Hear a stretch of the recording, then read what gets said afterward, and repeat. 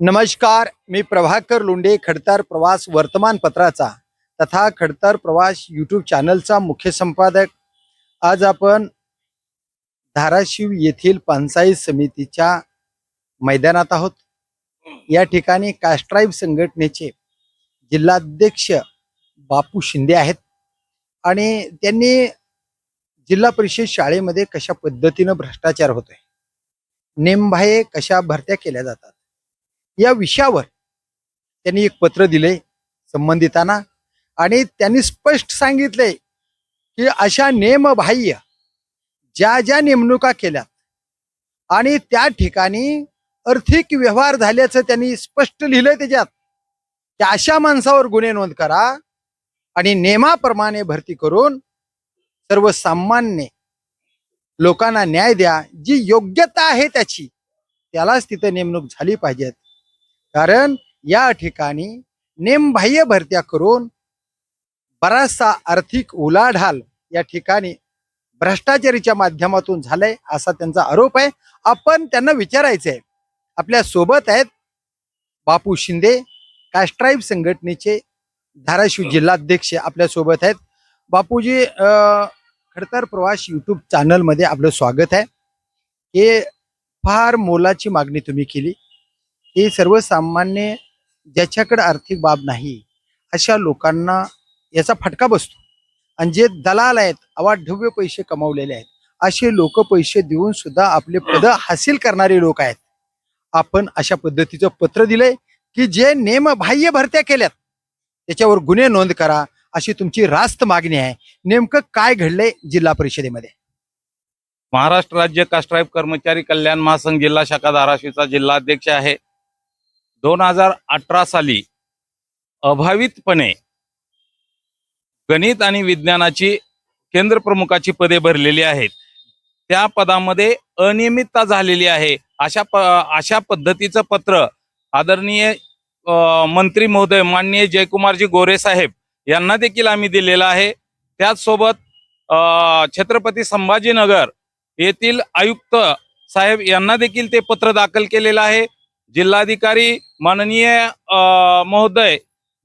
महोदय यांना देखील हे पत्र दिलेलं आहे. जिल्हा परिषदेचे CEO माननीय यांना देखील ते पत्र सादर केलेलं आहे. आणि त्याचसोबत या विभागाचे प्रमुख शिक्षणाधिकारी प्राथमिक जिल्हा परिषद धाराशिव यांना देखील या पत्राची प्रत दिलेली आहे. यामध्ये आमचं असं स्पष्ट मत आहे की केंद्र प्रमुख पदोन्नतीसाठी सेवा ज्येष्ठता यादी गणित विज्ञानासाठी 2018 रोजी प्रकाशित करण्यात आली. त्यात संपूर्णतः दोष ठेवण्यात आले, जेणेकरून संपूर्ण गणित विज्ञानाची राज्यात कोठेही न राबलेली प्रक्रिया राबवण्याचा घाट घालण्यात आला. या संपूर्ण समुपदेशन पदस्थापना यादीचे अवलोकन केले असता खालील पद्धतीचे मुद्दे त्याच्यामध्ये आलेले आहेत, जेणेकरून महाराष्ट्रात कुठेही गणित विज्ञानाची केंद्र प्रमुखाची पदे भरलेली नाहीत. आमची रास्त मागणी आहे की हे जी भरलेली पदे आहेत यामध्ये संपूर्णतः दोष आढळून आलेले आहेत.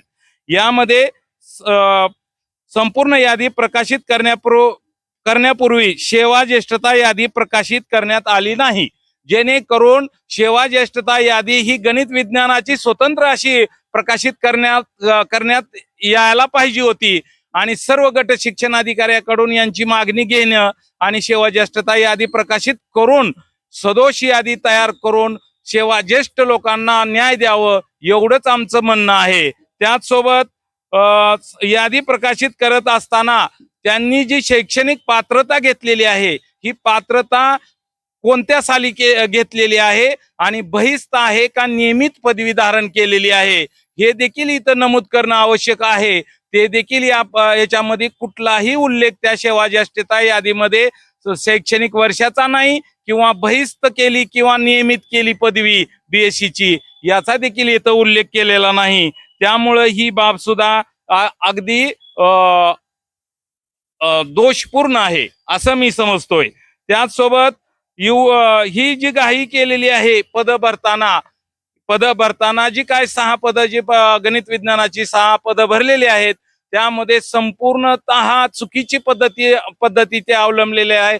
शासनाच्या कुठल्याही नियमाचं पालन केलेलं नाही. शासनाच्या नियमाचे पालन करून हे पद भरणं आवश्यक असताना देखील ते पद तशा पद्धतीची भरली गेली नाही. बापू तुम्हाला त्यामध्ये आणखीन एक आहे की जे काय यादी प्रकाशित तुम्ही सेवाज्येष्ठता यादी प्रकाशित करत असताना त्यामध्ये दोष आपले दावे आणि हरकती घेणं आवश्यक असताना तुम्ही दावे आणि हरकती किंवा अर्जावर आलेली सुनावणी न घेताच तुम्ही पद भरलेली आहेत, हे देखील इथं मी प्रकर्षानं नमूद करतो. त्याचसोबत दिव्यांग कर्मचारी यांचा याच्यामध्ये समावेश होणे आवश्यक असताना तुम्ही दिव्यांग कर्मचाऱ्यांनी अर्ज दिला आणि त्याविषयी त्यांनी विचारणा केलेली असताना त्याचा विचार न करता ही पदं भरलेली आहेत. एवढी माझी मागणी आहे की या सर्व प्रकरणाची सखोल चौकशी करण्यासाठी SIT समिती गठीत करावी आणि SIT मार्फत चौकशी करून तात्काळ जी सेवाज्येष्ठ आहेत त्यांना न्याय द्यावा अशी माझी रास्त मागणी आहे. बापू धाराशिव जिल्ह्यात जिल्हा परिषदेमध्ये असे नियमबाह्य पद जी भरले, तुम्ही 6चा आकडा सांगितला, ते नियमाप्रमाणे किती पद भरले पाहिजेत आणि या पदाचे हकदार नेमके कोण आहेत, काय सांगाल? गणित विज्ञानाची जी पदं आहेत, हे गणित विज्ञानाची पदे महाराष्ट्रात कोठेही भरलेली नाहीत, हे विशेषतः इथं नमूद करतोय मी.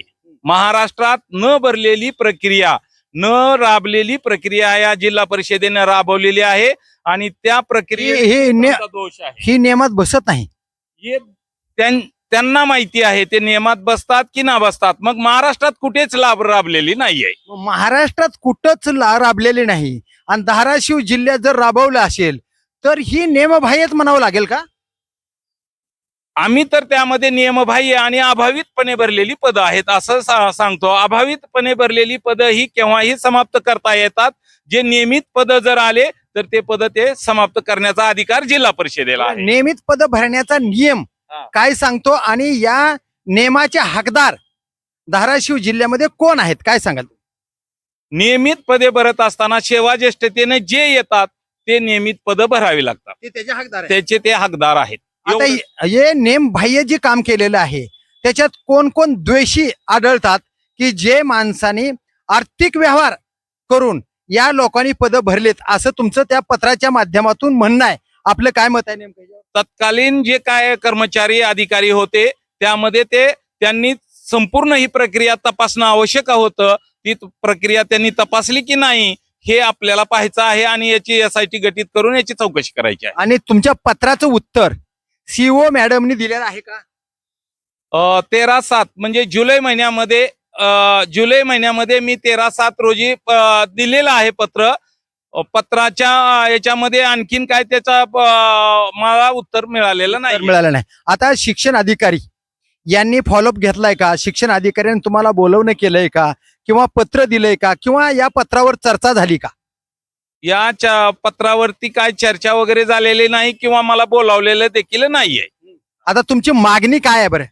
मागणी म्हणजे जे महाराष्ट्रामध्ये कुठंही न राबवलेली प्रक्रिया या जिल्हा परिषदेमध्ये राबवलेली आहे, त्याच्यामध्ये ही जी प्रक्रिया आहे ती सदोष व्हायला म्हणजे दोषपूर्ण जे सेवाज्येष्ठता तयार करून यादी तयार करून ही पदं भरायला हवी होती आणि त्यामध्ये शैक्षणिक जी पदवी आहे, शैक्षणिक पदवीचा उल्लेख केला पाहिजे. कोणत्या वर्षी पदवी घेतली BSc ची आणि कोणत्या बहिस्त घेतली का नियमित घेतली, एवढी आमची मागणी आहे. आणि तुम्ही दिव्यांगाचाही उल्लेख केला की दिव्यांगाला सुद्धा तिथं न्याय मिळाला पाहिजे, तो न्याय तिथं मिळालेला दिसत नाही, म्हणून हे नियमबाह्य आहे असं तुमचं मत आहे. 2016च्या नियमानुसार दिव्यांगाची जी काय कर्तव्य किंवा दिव्यांगाला जी सवलत आहे त्याच्यामध्ये त्यांना इन्क्लूड केलं पाहिजे आणि दिव्यांगाचा प्रकर्षाने विचार केला पाहिजे अशी आमची रास्त मागणी आहे. या प्रकरणामध्ये दोषी कोण आढळतात, काय नाव सांगाल त्यांची?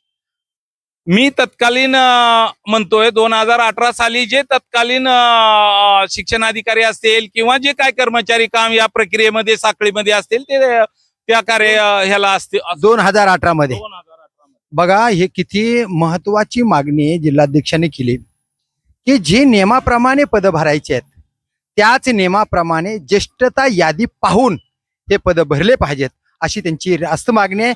पण या ठिकाणी आर्थिक उलाढाल झाली का असा संशय व्यक्त होतोय आणि ही 2018ला जी पदं भरलेली आहेत हे नियमबाह्य आहेत. कारण गणित आणि विज्ञान या विषयामधले महाराष्ट्रामध्ये कुठलेही पद भरलेले नाहीत. धाराशिवलाच का बरं अट्ठास? धाराशिवमध्येच का अट्ठास? धाराशिवमध्ये काय गडबड झाली? धाराशिवमध्ये काय भ्रष्टाचार उलाढाल आर्थिक झाली का?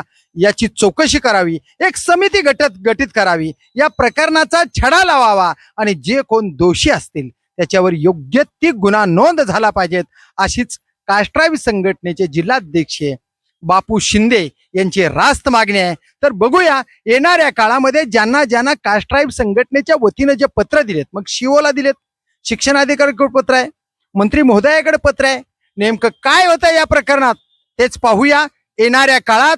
कारण न्यायाची मागणी न्यामबाह्य का होते असाही त्यांचा संशय आहे. कारण हे जे होत आहे ते नेमानं झालं पाहिजेत. महाराष्ट्रात कुठंच पद भरलेले नाहीत, धाराशिवलाच का? हा रास्त प्रश्न आहे.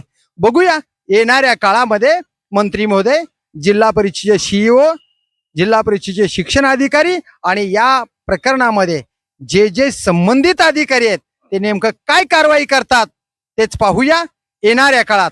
मी प्रभाकर लोंढे, खडतर प्रवास वर्तमानपत्राचा तथा खडतर प्रवास यूट्यूब चॅनलचा मुख्य संपादक. या चॅनलला सबस्क्राईब करा, शेअर करा, लाईक करा, बेल आयकॉनचे बटन दाबा आणि आपला विचार कमेंट बॉक्समध्ये नोंद करा. हे चॅनल अन्यायाचा प्रतिकार करणारे चॅनल आहे. धन्यवाद. धाराशिवकर. जय हिंद, जय महाराष्ट्र.